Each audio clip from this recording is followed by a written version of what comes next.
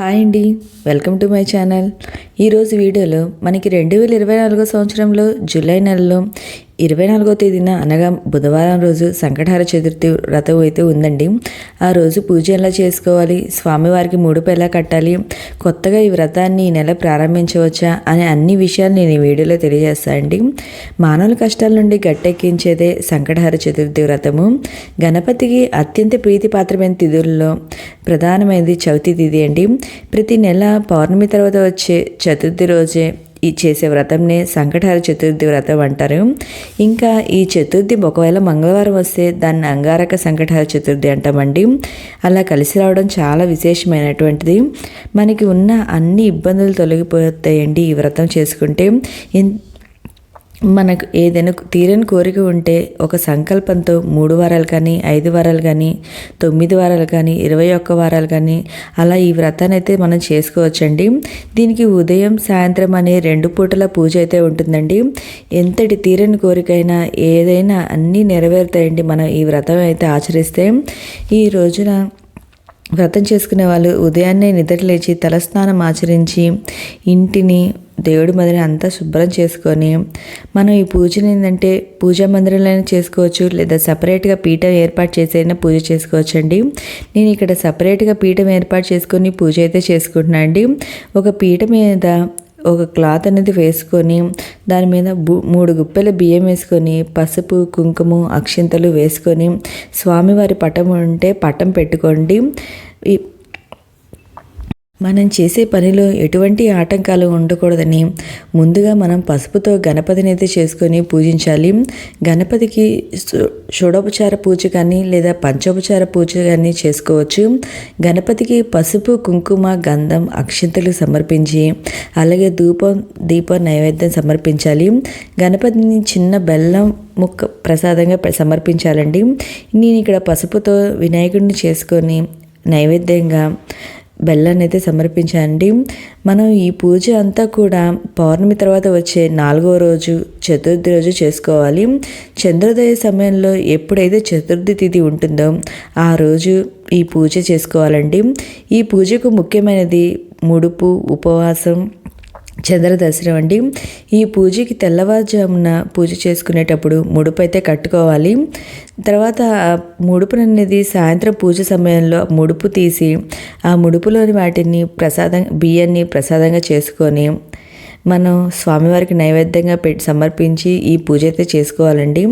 ఈ ముడుపు ఎలా కట్టుకోవాలి అనేది నేను లాస్ట్ మంత్ ఒక వీడియో అయితే పెట్టానండి.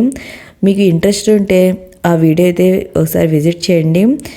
నేను ఇక్కడ స్వామివారికి ధూపం అనేది చూపించి ఈ పూజ అయితే స్టార్ట్ చేసేసాను. మీ దగ్గర విగ్రహం ఉన్న ఈ విగ్రహాన్ని కూడా మనం పూజలో పెట్టుకొని అభిషేకం అనేది చేసుకోవచ్చండి. నా దగ్గర విగ్రహం ఉంటే ఆ విగ్రహం కూడా పూజలో పెట్టుకున్నా అండి. ఇదిగోండి నేను ఇలా ముడుపు కట్టుకొని స్వామివారి దగ్గర పెట్టుకున్నాను ఈ ముడుపుని.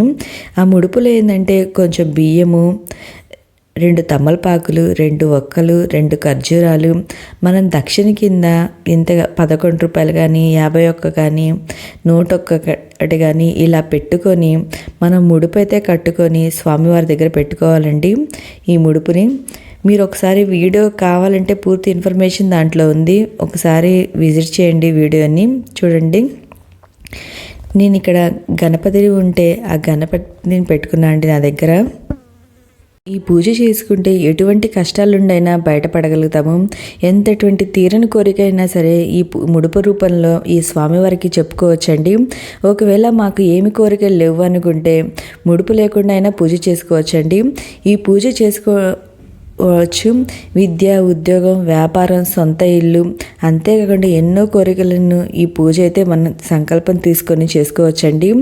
ఇప్పుడు మనం ముడుపు కట్టేటప్పుడు మనం ఎవరితో మాట్లాడకూడదండి. మాట్లాడకుండా మనం స్వామివారికి ఓం గంగ గణపతే నమః అనుకుంటా ముడుపు కట్టుకొని మన కోరిక ఏందో స్వామివారికి చెప్పుకుంటా మనం ఈ ముడుపు అయితే కట్టుకోవాలండి. నేను ఇలా ముడుపు కట్టుకొని స్వామివారి దగ్గర పెట్టుకొని పూజ అయితే చేసుకున్నానండి ఉదయం పూట. మనం ఈరోజు ఉపవాసం అయితే ఉండాలండి. ఈ సంకటహర చతుర్థి రోజు ఉపవాసం ఉండి సాయంత్రం చంద్ర దర్శనం చేసుకున్న తర్వాత పూజ చేసుకొని మన ఉపవాసం అనేది విరమణ చేయాలి. పూర్తిగా ఉపవాసం ఉండలేని వాళ్ళు ఫ్రూట్స్ అలా అయినా తినేసి మన ఉపవాసం అయితే పాటించవచ్చండి. నేను ఇలాగైతే ఉదయం పూట పూజ అయితే చేసుకున్నానండి. సాయంత్రం పూటకి ఏంటంటే పూజ మనం స్వామివారి దగ్గర పెట్టిన ముడుపుని తీసి దాంట్లో ఉన్న బియ్యాన్నితో పొంగల్ కానీ ఏదో ఒక ప్రసాదం కానీ చేసి స్వామివారికి నైవేద్యంగా సమర్పించవచ్చు. దాంట్లో ఉన్న కానుక ఉంటాయి కదండి దక్షిణ, వాటిని మనం గుడికి వెళ్ళినప్పుడు ఆ గుడిలో మనం ఆ దక్షిణ అనేది వేయవచ్చు. నేను ఇలా బెల్లపన్నం అయితే చేసుకున్నాను అండి. ఆ బియ్యంతో చేసుకొని స్వామివారి పూజ అయితే చేసుకున్నాను. తర్వాత లాస్ట్లో కొబ్బరికాయ అనేది స్వామివారికి సమర్పించుకొని ఈ పూజ అయితే కంప్లీట్ చేశానండి. ఇది నేను 2వ వారం చేసుకోవడం పూజ, అంటే 2వసారి. కొత్తగా ప్రారంభించే వాళ్ళు కూడా ఎప్పుడైనా ప్రారంభించవచ్చండి.